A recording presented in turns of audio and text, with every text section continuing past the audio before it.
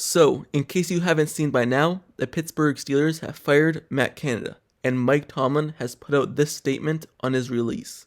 Matt Canada has been relieved of his duties as offensive coordinator. I appreciate Matt's hard work and dedication, and I wish him the best moving forward in his career. So, Matt Canada, this has been a long time coming for him. Many Steelers fans have been calling for him to be fired after his very first season with the Steelers back in 2020. But no, it took 3 years for this firing to happen, but it finally happened, and that's a good thing for this team. And my instant reaction to this is that Najee Harris, George Pickens, Diontae Johnson, and the players is what caused this firing. You see the frustration on the sideline. You see the frustration after the game in the locker room, in the interviews. You see the frustration taking place on social media by all the players based off the Steelers team and offense. Them not being able to score points and them not being able to put up production because of lack of consistency and the lack of splash plays on the offense. You see whenever there's a bad game and George Pickens doesn't get his target share, he wants to leave. He says, "Free me." You see Najee Harris after this past game. This was a breaking point for him after the Cleveland Browns game. You've seen his press conference that he did. He was basically going all out on the Steelers, saying, "I don't think we could win anymore." Basically saying that, if you're reading into it. Diontae Johnson, apparently during the Browns game, there's a big thing on the sideline with him saying that he's running the wrong routes, and he's not running the wrong routes. It's just that the quarterback's not able to get him the ball. So there's a lot of frustration going on the sidelines between all these players, and they're sick and tired of not being able to put up any points, going 3-and-out most of their drives, and especially that last drive and this last Sunday, only putting up 10 points on the entire day and 0 points at halftime. But this is every single week. It wasn't just the Cleveland Browns game where they're not able to do anything.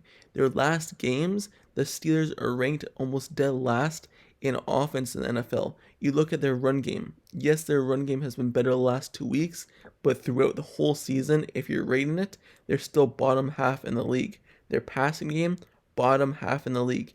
And just to list the points that the Pittsburgh Steelers have scored this season against the 49ers in week 1, they scored 7 points. And then week 2, they scored 26. That was a good one. Week 3, good. They scored 23 points. But sometimes some of these games are based off their defense scoring points as well. So the Texans, they only scored 6 points. Against the Ravens, they scored 17. Against the Rams, 24. Against the Jaguars, 10. Against the Titans, 20. Against the Packers, 23. And against the Browns, 13. So you look at all these games, and some of these games, you expect them to score more points because the defense creates turnovers. And that's why it happens. Some of these games where they score a lot of points is because the defense gives them the ball within the 50-yard line, and they have to score. But then sometimes the defense gives them the ball at the 50-yard line, and they don't score. So if they don't get turnovers, the Steelers defense, then the Steelers offense basically won't do anything on the day. And that's not how it's supposed to work.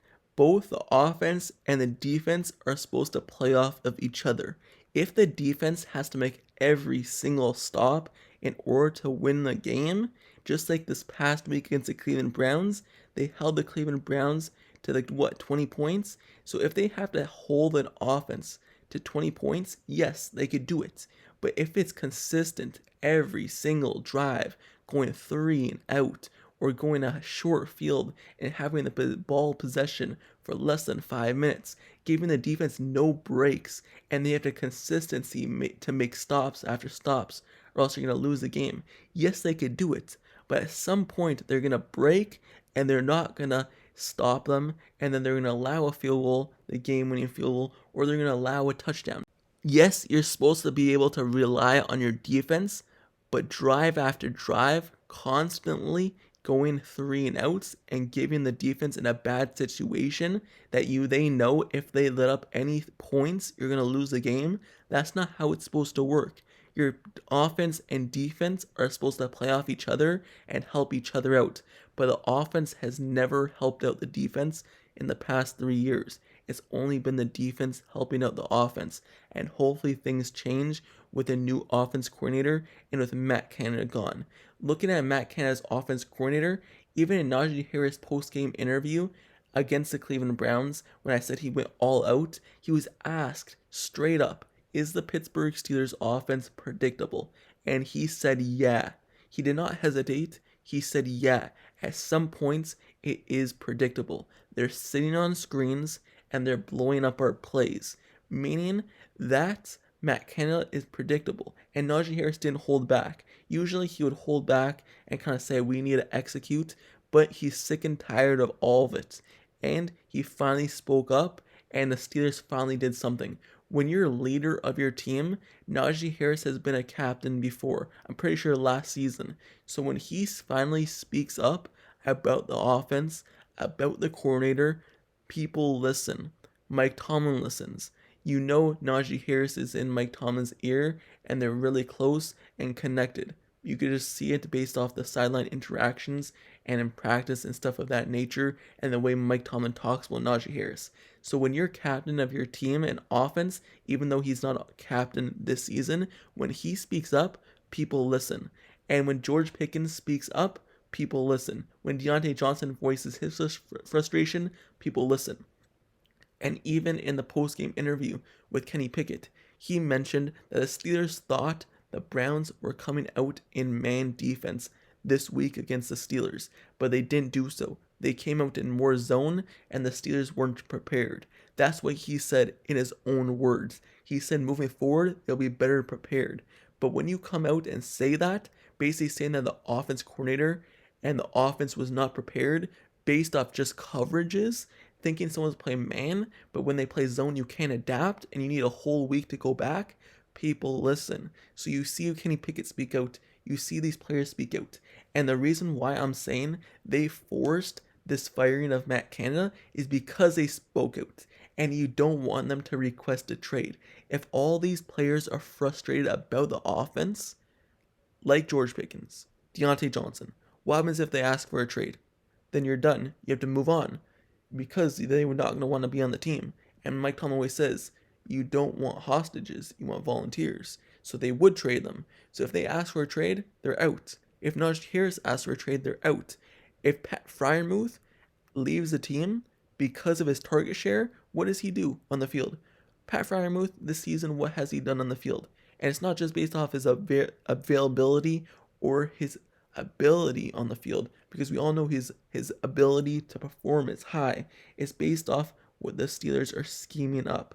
So if all these players are having a down year and they want to be traded, they need to get ahead of that bus. Fire Matt Canada, move on, and maybe the players won't ask out or will stop being frustrated, and the Steelers are going to be able to move on and do better and hope that they get less frustrated and they still end up winning some games. They need to get ahead of the bus, and that's what they did.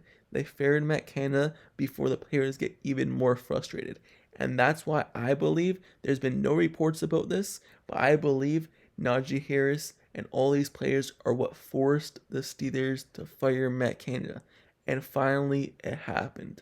And now moving forward, let's see what happens with the new offense coordinator and this new offense. But with that being said, let me know down in the comments below. How do you feel about this move by the Steelers finally firing Matt Canada in week 12? Is this a good move for them? Do you think they should have kept him to end the season and just fired him in the offseason? Or do you believe this was a long time coming? Let me know your thoughts down in the comments below. And also, don't forget to subscribe to the channel down below as well if you like serious content analysis reports.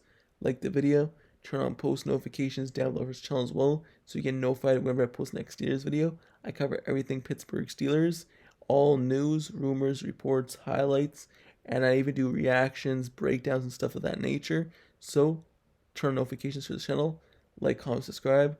I'll see you guys all later. Till next time, I'm out. Peace.